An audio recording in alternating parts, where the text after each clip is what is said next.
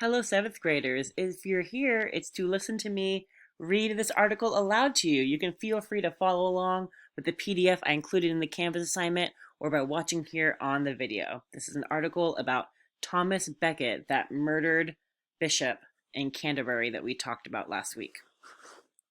Henry II was the King of England. He depended on a group of trusted advisors to help him run his large kingdom. The one he relied on most of all was named Thomas Becket. Becket was not born into a noble household. He was the son of a merchant.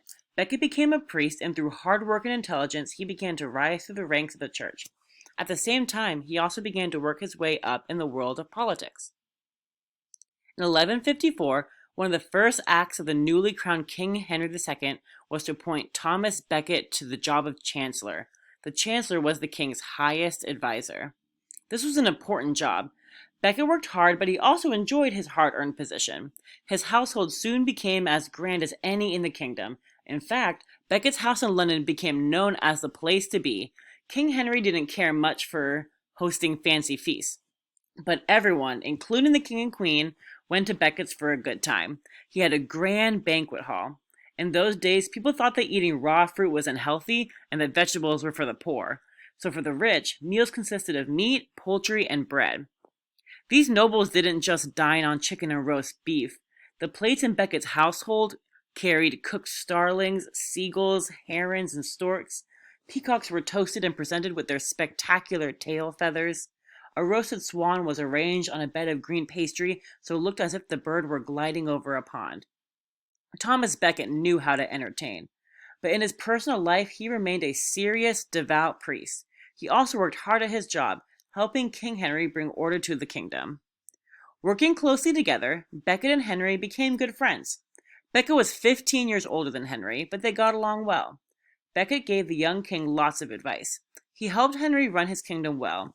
You already know that Henry was trying to solve certain problems that existed within the legal system of England. This included getting rid of the loopholes in the church courts. When the man who was the Archbishop of Canterbury died, Henry suggested to the Pope that his good friend Thomas Becket should become the next Archbishop of Canterbury. Being the Archbishop of Canterbury was a great honor and a big promotion. There was only one problem. Becket didn't want the job. It may have been a great honor, but Becket saw the trouble that would lie ahead. Since the king and the church were often in conflict, he knew that church officials would see him as being on the king's side instead of theirs. He also knew that if he were going to do his job well, there would be times when he would have to disagree with the king. But when a king asks you to do something, it's difficult to say no. Becket became the Archbishop of Canterbury. At first, he and King Henry got along despite some minor conflicts about the church courts. However, to everyone's surprise, Becket took his new job very seriously. Most people did not know about the serious side of Thomas Becket. Now they saw who he really was. The big parties and the banquets came to an end. Becket put aside his fancy robes and furs and wore simple clothes and coarsely woven shirts. He spent a lot of time praying, meditating, and studying the Bible. Trouble and tragedy. King Henry was surprised by the change in his friend's behavior, but he grew truly alarmed when Becket opposed him on questions about the role of the church in the legal system. That he expected him to support the new law. Instead, the archbishop opposed the king. Hot-tempered, King Henry was enraged at the actions of his former friend. This was the beginning of a feud that, thanks to Henry's bad temper, kept getting worse. Henry charged Becket with disobeying the law. He took some of Becket's lands away. Becket felt so threatened that he left England secretly and spent a few years living outside the country. Twice they tried to end their conflict, but again and again they quarreled. Eventually, the Pope ordered the king to end his quarrel with the Archbishop or face excommunication. Henry gave in because he could not risk the anger of the Pope. Becket returns. Eventually, Becket felt it was safe to return to England. The feuding was not over, though. Shortly after he returned to England, Becket excommunicated some powerful nobles who were friends of the king. Henry was furious. One night in December of 1170, Henry was at a castle in Normandy. In a fit of anger, he cried out, "Will no one rid me of this upstart priest?" No one really knows what Henry meant by these words. Were his words simply an expression of anger, Or did Henry really want to be rid of Becket? It so happened that 4 young knights, hot-headed and eager for the king's favor, heard the king speak. They took his words as a serious call to action. Slipping out of the castle that night, the knights found a boat to take them across the English Channel.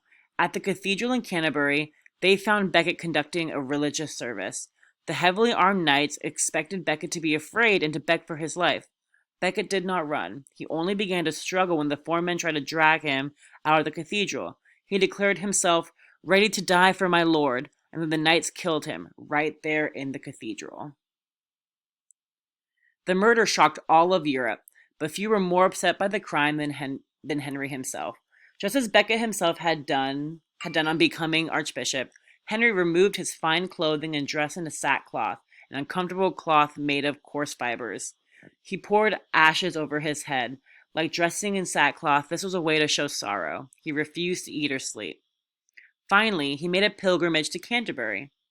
When he was 3 miles from the cathedral, he got off his horse and removed his shoes. The king walked the last 3 miles barefoot. By the time he arrived, his footsteps seemed to be covered in blood, for his tender feet being cut by the hard stones, a great quantity of blood flowed from them to the ground.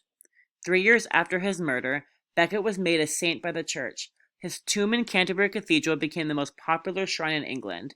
Henry was rid of his upstart priest, but he had also lost one of his closest friends. So there's more history as to why Canterbury Cathedral and Thomas Becket were so important to the Catholic faith back then, and why they're making a pilgrimage. Even the king here made a pilgrimage to Canterbury, just like our characters in the Canterbury Tales are. So now that you've read this, and you can listen to me read it again, or you can read it on your own, once you really feel like you have a grasp of this article, your assignment is to write a summary. Make sure you include the central idea of the article and at least 3 major details in the article. Your summary should be at least 5 sentences long. All these instructions are in the Canvas assignment. Thank you guys so much for listening. Love you. See you guys on Tuesday or Thursday. Bye.